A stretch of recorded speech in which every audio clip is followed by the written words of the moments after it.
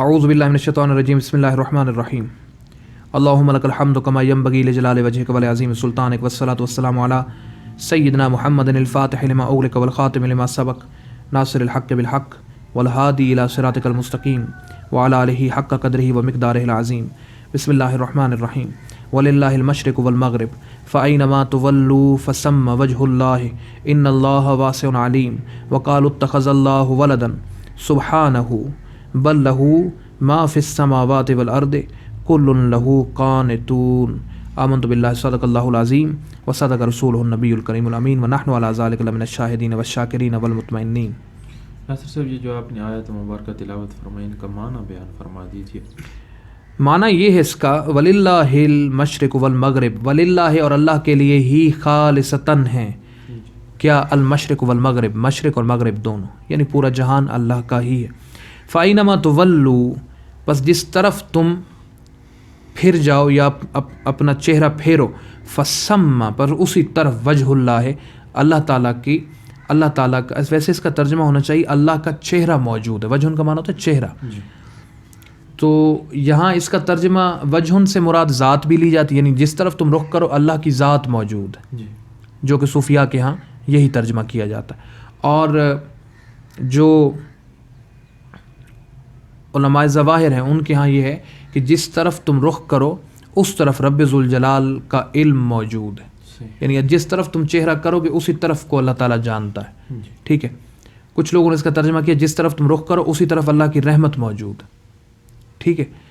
تو یہ سب ترجمے کیے جا سکتے ہیں، ٹھیک ہے، لیکن صوفیاء کے جس طرف تم رخ کرو اس طرف رب ذوالجلال کی ذات اپنی شان لائقہ سے موجود ہے۔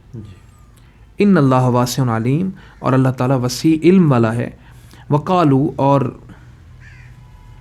ویسے تو یہاں پہ بنی اسرائیل کے یہودی گروہ کا تذکرہ پہلے چل رہا تھا، لیکن اب یہاں سے پتہ چلتا ہے کہ اب اللہ تعالیٰ نے بنی اسرائیل کے عیسائی گروہ کی طرف اپنا کلام متوجہ فرمایا۔ وقالوا اتخذ اللہ، اور وہ کہتے ہیں اتخذ بنا لیا اللہ نے ولدن بیٹا، وہ کہتے ہیں کہ اللہ نے اپنا ایک بیٹا اختیار کیا۔ سبحانہ، بے شک اللہ اس عیب سے پاک ہے۔ بل لہو، بلکہ اس کے لیے ما فی السماوات والارض، جو کچھ ہے زمین و آسمان سب اس کی ملکیت ہے، ٹھیک ہے، اس کی ملکیت ہے۔ کل لہو قانتون، اور ہر ایک چیز اس کی بارگاہ میں اطاعت کرنے والی اور سر جھکانے والی، یہ اس کا ترجمہ ہے۔ اس کی تھوڑی سی وضاحت فرما دے جو اور اس میں ہمارے لیے کیا کیا پیغامات ہیں۔ یہ بھی پیغام، یہ آیت جو ہے نا، ویسے اس کا تعلق پچھلی آیت سے بھی بنتا ہے کہ مسجدیں جہاں پہ نہیں ہیں، ٹھیک ہے، تم وہاں بھی رب کی عبادت کرو، رب ذوالجلال وہاں بھی اپنی شان لائقہ سے موجود ہے اور وہ تمہارا مسجود ہے، ٹھیک ہے۔ لیکن اس آیت کو آپ آیت مراقبہ بھی کہہ سکتے ہیں، ٹھیک ہے، کہ انسان کو اور ایک مسلمان کو چاہیے کہ یہ آیت جو ہے نا ہر وقت یاد رکھے کہ مشرق و مغرب کا مالک اللہ تعالیٰ ہے، یعنی انسان سے یہ کہا جا رہا ہے کہ حقیقی طور پہ تم کسی چیز کے مالک نہیں ہو، یہ تمہارے لیے ایک پیغام ہے، یہ ڈائریکٹلی یہ پوری آیت کا متنی پیغام ہے کہ تم مشرق و مغرب میں سے کسی چیز کے مالک تم نہیں ہو، مالک صرف اور صرف رب ذوالجلال ہے۔ ایک تو یہ مراقبہ ہر ٹائم ہونا چاہیے۔ دوسرا مراقبہ جو ہے جو لازمی وہ یہ ہے کہ فَأَيْنَمَا تُوَلُّوا، تم جس طرف پھر جاؤ، تم جس طرف رخ کرو، فَثَمَّ اسی طرف وجہ اللہ، اللہ کی ذات اپنی شان لائقہ سے موجود ہے۔ تو جب ہر طرف رب کی ذات موجود ہے تو پھر کہیں بھی تم اس کی نافرمانی کرو گے، اس کا مطلب ہے بادشاہ کے سامنے کھڑے ہو کے تم اس کی نافرمانی کر رہے ہو۔ لوگ اکثر کہتے ہیں نا جی ہم سے نیکیاں نہیں ہوتی، اسی آیت کا مفہوم اور مضمون ہر وقت آپ اپنے دل میں رکھیں تو پھر آپ دیکھیں کہ آپ سے گناہ ہوتے ہیں کہ نہیں ہوتے۔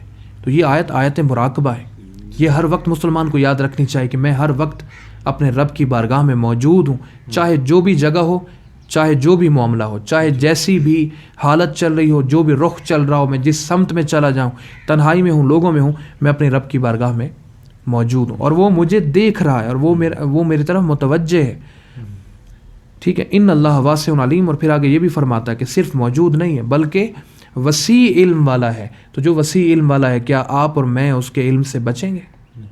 تو ہماری ہر ایک چیز کا علم وہ جانتا اور وہ علم رکھتا ہے. بالکل. تو یہ آیت بڑی لازمی ہے کہ ایک مسلمان کو یہ یاد ہونی چاہیے، گناہوں سے رکنے کے لیے بھی اور اپنی حقائق کو سمجھنے کے لیے بھی. پہلی حقیقت اس میں ہماری بن، تم کسی چیز کے مالک نہیں ہو. للہ المشرق والمغرب، اللہ کے لیے جو مشرق و مغرب میں، وہ اس کا مالک ہے حقیقی. تو جب ہم مالک نہیں ہیں تو ہمارے پاس کیا اس بات کا اختیار ہے کہ ہم چیزوں کے بارے میں فیصلے کریں؟ فیصلے کرنے کا ہمارے پاس اختیار نہیں. ٹھیک ہے، ہمارے پاس اختیار ہے کوشش کا. وَلَيْسَ لِلْإِنسَانِ إِلَّا مَا سَعَىٰ، انسان کے پاس اور کچھ بھی نہیں سوائے اس کے کہ وہ کوشش کر لے. بس کوشش ہم نے کرنی ہے، کوشش ہم نے نہیں چھوڑنی. فیصلہ رب کرے گا کہ اس کوشش کا پھل اسے دیا جائے یا نہ دیا جائے. اور وہ فیصلہ کیوں ہوتا ہے؟ اس کا مطلب صرف جبر محض نہیں بلکہ حکمت ہے کہ آپ کو تو پتہ نہیں ہوتا، آپ تو کوشش شروع کر دیتے ہیں کسی بھی کام میں، لیکن آپ کو نہیں پتہ ہوتا کہ یہ کام آپ کو آپ کے رب سے دور کرے گا کہ نہیں کرے گا. یہ کام آپ کو انسان بنائے گا یا ایک درندہ بنا دے گا. ٹھیک ہے، تو وہ فیصلہ رب کرتا ہے کہ یہ کام اس کی حقیقت میں کیا تبدیلی پیدا کرے گا، اور وہ حقیقت کیا اسے دینی ہے کہ نہیں دینی. تو ہمارا کام کیا ہے؟ ہم کوشش کریں. ہم چیزوں کے اور معاملات کے مالک نہیں ہیں، مالک رب ذوالجلال ہے. تو پھر اس طرح اچھا یہ ایک ہتھیار بھی ہے. اس طرح کوشش کرنے والا تھکتا نہیں ہے نا، اسے پتہ ہوتا ہے کہ میں نے جو کرنا تھا وہ میں نے کر دیا. اب اس کے اندر اگر رزلٹ پیدا نہیں ہوا جو میں چاہتا تھا تو یہ میرے لیے یہ کام ایسا تھا کہ یہ میرے لیے بہتر نہیں تھا. ٹھیک ہے، تو وہ جو ہے نا پھر کوشش کرتا ہے، بے شک دیکھتا ہے کہ یہ کام بہتر نہیں تھا یا میں اس کام کے لیے بہتر نہیں تھا. یہ بھی کبھی کبھی ہوتا ہے نا کہ آدمی اس کام کے لیے بہتر نہیں ہوتا، اس میں بڑی تبدیلیوں کی ضرورت ہوتی ہے. تو اسٹرگل کے دوران وہ تبدیلیاں اس کے اندر ہوتی رہتی ہیں، اور ایک مقام آتا ہے کہ جب وہ اس کام کے قابل ہو جاتا ہے تو پھر اللہ اسے وہ چیز دے دیتا. تو یہ کیوں ہے؟ کیونکہ للہ المشرق والمغرب، مالک اللہ تعالیٰ، مالک ہم نہیں ہیں. دوسرے، وہ ہر طرف اپنی شان لائقہ سے موجود ہے اور ہر جگہ ہمارا علم رکھتا ہے. تو یہ تو پہلی آیت ہو گئی، یہ آیت مراقبہ ہے. اس آیت کو بڑا یاد رکھنا چاہیے، اس کے معنی کو بڑا یاد رکھنا چاہیے. پھر فرماتا ہے اور عیسائیوں نے کہا وقالوا اتخذ اللہ ولدن، اور نصارہ عیسائی کہتے ہیں کہ اللہ نے بیٹا اختیار کیا. سبحانہ، اللہ اس عیب سے پاک ہے. ٹھیک ہے، سبحانہ کا معنی کیا ہے؟ اللہ اس عیب سے پاک ہے. تو عیسائیوں کا یہ جو عقیدہ ہے یہ اس طرح بھی غلط ہے نا کہ بیٹا وہی اختیار کرتا ہے جسے وراثت، جس نے مرنا ہو اور وہ ہمیشہ تو زندہ نہیں رہ سکتا. تو وہ اپنی اولاد پیدا کرتا ہے تاکہ میرے بعد جو کچھ میں نے کیا اسے سنبھالنے والا کوئی تو ہو. دوسرے کچھ کام وہ نہیں کر سکتا تو وہ چاہتا ہے کہ یار میری اولاد ہو، جن جگہوں پہ میں نہیں پہنچ سکتا پھر وہاں ان معاملات کو یا ان فیزز کو میری اولاد سنبھال لے گی. اللہ تعالیٰ جب ان تمام ترائبوں سے پاک ہے تو وہ کس لیے اولاد اختیار کرے گا؟ ٹھیک ہے، اللہ تعالیٰ تو ہر کام کو اپنی مرضی سے، اپنے حکم سے، اور یہ فرشتے تو صرف اس کے جلال کو ظاہر کرنے کے لیے اور بادشاہ کی ذات عالیہ کو پروٹوکول کا ایک اظہار کرنے کے لیے ہیں، ورنہ اللہ تو فرشتوں کا محتاج نہیں. وہ تو ہر ایک چیز کی تدبیر بذات خود فرماتا ہے. ٹھیک ہے، تو وہ جب کسی چیز کا محتاج نہیں ہے تو عقل مند آدمی یہ سمجھ سکتا ہے کہ جو محتاج نہیں ہے تو اسے اولاد کی ضرورت کیا ہے؟ اسے اپنا سیکنڈ یا نائب بنانے کی ضرورت کیا ہے؟ اسے ضرورت ہی نہیں. تو اور پھر ہاں یہ بتاتا ہے کہ کائنات کا میرے ساتھ کیا تعلق ہے؟ بل لہو، بلکہ اس کی ملکیت میں ہے ما فی السماوات والارض. اگلی آیت کے اگلے حصے میں فرما رہا ہے کہ میری اولاد کوئی نہیں، میرا کسی کے ساتھ، یعنی کہ فزیکل تو اللہ تعالیٰ ہر حساب سے پاک ہے کیونکہ اس کا جسم ہی نہیں ہے. تو میرے ساتھ کسی کا ابوت کا اور اولاد کا تعلق نہیں ہے. میرا کسی کے ساتھ ایسا تعلق نہیں ہے جیسا تمہارا باپ بیٹے کا ہوتا ہے یا میاں بیوی کا ہوتا ہے یا تمہارے ہاں جو ہے نا وہ رشتہ داروں کا ہوتا ہے. میرا ایسا کوئی نہیں. کائنات کا میرے ساتھ تعلق یہ ہے بل لہو، بلکہ اس کی ملکیت میں ہے ما فی السماوات والارض. کائنات کے ساتھ میرا یہ تعلق ہے کہ میں مالک ہوں اور کائنات مملوک ہے. میں خالق ہوں اور کائنات مخلوق ہے. میں حاکم ہوں اور کائنات محکوم ہے. تو میرا یہ تعلق ہے. یہ ثابت کرو. یہ تم اپنے جیسا مجھے کیوں سمجھنے لگ گئے؟ ٹھیک ہے، بل لہو ما فی السماوات والارض. اسی کی ملکیت میں ہے سب کچھ جو زمین و آسمان میں ہے. کل لہو قانتون، اور کائنات کا حاکم میں ہوں اور کائنات میری اطاعت کرتی ہے. کائنات میں جو کچھ ہے وہ سب کا سب اس رب کی اطاعت کرتا ہے. تو اس آیت میں ہمیں اللہ تعالیٰ نے ایک تو یہ پیغام دے دیا کہ اللہ کو اپنے جیسا مت سمجھنا. جی. اللہ تعالیٰ وراء الورا ثم وراء الورا، وہ ایک ایسی ہستی ہے جیسے مجدد الفسانی نے مکتوبات میں لکھا نا کہ وہ وراء الورا ثم وراء الورا ہے. وہ ایسا نہیں کہ تمہیں سمجھ میں آ جائے، جتنا سمجھ آ سکتا تھا اس نے اپنے 99 ناموں میں تمہیں دے دیا. جی. بس یہ سمجھو اور یہ مانو، اس کی حقیقت کو جاننے کی کوشش مت کرو کیونکہ وہ ادراک میں آ نہیں سکتی. اسی لیے ابو بکر صدیق نے فرمایا نا رضی اللہ عنہ، آپ نے ارشاد فرمایا افضل البشر بعد الانبیاء بالتحقیق ابو بکر صدیق. اور وہ افضل البشر کیسے بنے؟ معرفت کی جس مقام پہ وہ آئے وہ بڑا عجب کمال. آپ فرماتے ہیں کہ العجز عن درک الادراک ادراکن، ٹھیک ہے، یہ جان لینا کہ اللہ کی حقیقت کو جانا نہیں جا سکتا، یہی اصل میں معرفت ہے. صحیح. یہ جان لینا کہ اللہ کی حقیقت کو جانا نہیں جا سکتا، یہی اصل میں معرفت ہے. اور یہ قول انہوں نے کہاں سے لیا؟ یہ دیکھو، وقال اتخذ اللہ ولدن، وہ کہتے ہیں اللہ نے بیٹا اختیار کر لیا، بیٹا بنا لی. سبحانہ، اللہ ایسے تمام عیبوں سے پاک ہے جو تمہارے اندر پائے جاتے ہیں. یہ ہمارا عیب ہے نا کہ ہم زیادہ عرصہ زندہ نہیں رہ سکتے، تو ہم اپنے سیکنڈ کے طور پہ اپنی اولاد کو رکھتے ہیں، اپنے نائب کے طور پہ اپنی اولاد کو رکھتے ہیں. سبحانہ، اللہ ان عیبوں سے پاک ہے. جیسے تم ہو اللہ ویسا نہیں ہے، جیسی تم سمجھتے ہو ویسا اللہ نہیں ہے. ہاں، کائنات کو اس کے ساتھ تعلق کیا ہے؟ وہ مالک کائنات مملوک ہے، ٹھیک ہے، وہ خالق ہے کائنات مخلوق ہے، وہ حاکم ہے کائنات محکوم ہے. تو یہ تعلق ثابت کرو جو اپنے 99 ناموں میں اور قرآن مجید میں نے تمہیں دیا. بس یہی تعلق ہے میرے ساتھ کائنات، یعنی نسبت ہے، نسب نہیں ہے.